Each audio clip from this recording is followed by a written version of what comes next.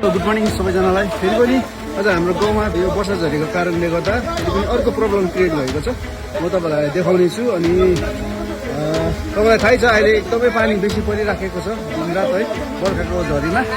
पानीको कारणले गर्दा वर्षा झरीको कारण क्षति एउटा भएको छ। म तपाईँलाई देखाउन चाहन्छु। यहाँ हेर्नुहोस् यो हाम्रो यो स्ट्रिट लाइट लगाएको थियो। यो चाहिँ हाम्रो सार्वजनिक भवन हो गाउँको।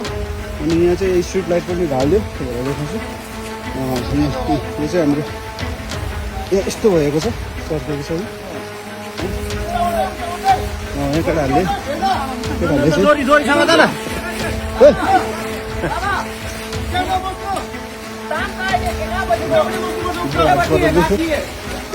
यो चाहिँ गाडी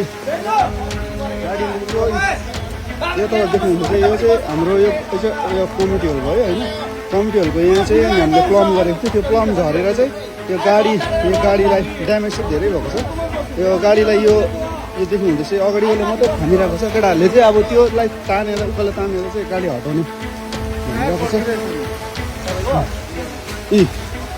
यो गाडीले गर्दा मात्रै यो थामिरहेको छ। यो गाडी हटायो भने चाहिँ ब्ल्याङ्क नै झर्छ। खै त्यो गाडीको त्यो उयोहरू पुच्चिसकेको छ। अनि यो गाडीलाई त झन् पुरै भेटेको छ। त्यसको फुटेको पनि छ होला। त्यहाँनिर यहाँ ब्ल्याङ्कै झरे यही अगाडि किन हेर्न सक्नुहुन्छ। यस्तो पाराले ड्यामेज गरिदिएको छ होइन। तान्देको ड्यामेज गरिदिएको छ। केटाहरूले चाहिँ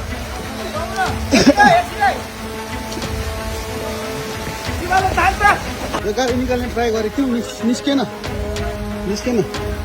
यो माथि ढुङ्गालाई चाहिँ हामीले डोरी लगाएर यसलाई तानेर चाहिँ गाडीलाई पनि हामीले यो डोरी तानेर गर्ने कोसिस गरेको थियौँ। तर यसले चाहिँ पुरा गाडीलाई चेप्टाको कारणले गर्दा चाहिँ यो चाहिँ निस्किनै सकेन। र पनि अब केटाहरूले बुद्धि चाहिँ लाउँदैछ हल्का।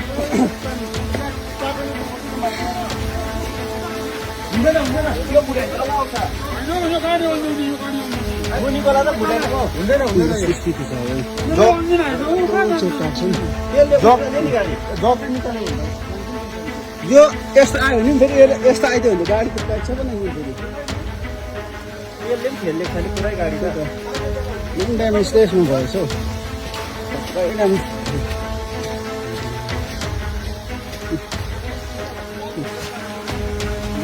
पुरै चेपटाक छ है।